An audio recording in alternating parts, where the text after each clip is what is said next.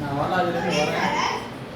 Sir வந்து doctor Shanmugam, darling bakery, Walaja branch, Sridevi charitable ட்ரஸ்ட்டில் board மெம்பராக இருக்காரு. இன்னைக்கு 50வது பிறந்தநாள் சாருக்கு. 50வது கொடுங்க. உங்களுக்கு